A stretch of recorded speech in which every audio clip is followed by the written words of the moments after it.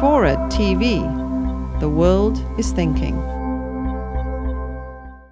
But that takes me back to the public financing and Obama's decision to opt out of the general election grant.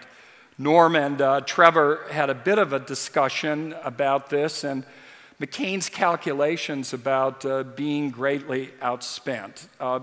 What I want to argue is that there's no reason that John McCain's campaign will be outspent by Barack Obama's because of Obama's decision to opt out of the public funding.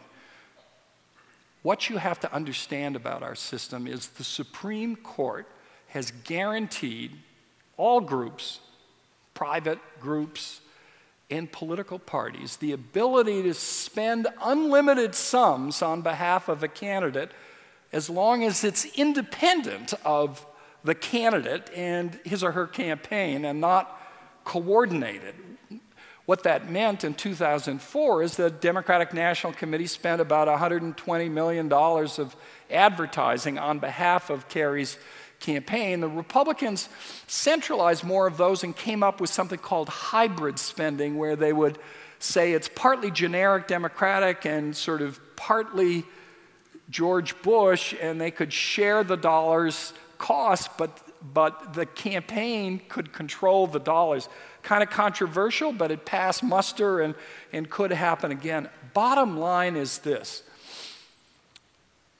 Barack Obama could have said, okay, I'll take the $84.1 million, but in addition, between now and the Democratic Convention, I'm going to raise $300 million, and I'm going to transfer that to the DNC, at which point the DNC can't spend that money as long as it's not spent in coordination with the Obama campaign. Similarly, you will see this time the same thing happening on the Republican side. The RNC is already hard at work raising money, and there will be an effort of McCain now and others to boost fill their coffers so that they have $250 million to spend, so that the public financing grant ends up being a small part of the total campaign. So then you have to ask yourself, well, what value accrues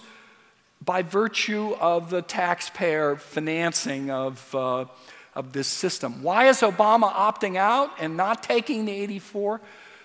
Because he doesn't like independent campaigns on his behalf. He thinks he's got a strategy. He's defining the playing field. He knows what he wants the message to be. There was enormous frustration in the Kerry campaign last time with some of the ads run by the DNC. They thought they were counterproductive, and that happens at the congressional level as well. In fact, the whole notion is insane, that parties should operate independent of their candidates. What are political parties but instruments of candidates? They exist to elect candidates. In fact, if I had my druthers, I would repeal the limit on coordinated spending by parties, and as long as they're raising hard dollars, limited contribution, let them spend their money on behalf of their candidates as they want, and then maybe the public dollars become a way of a floor of activities that would ensure some level of comparability between the parties. Okay.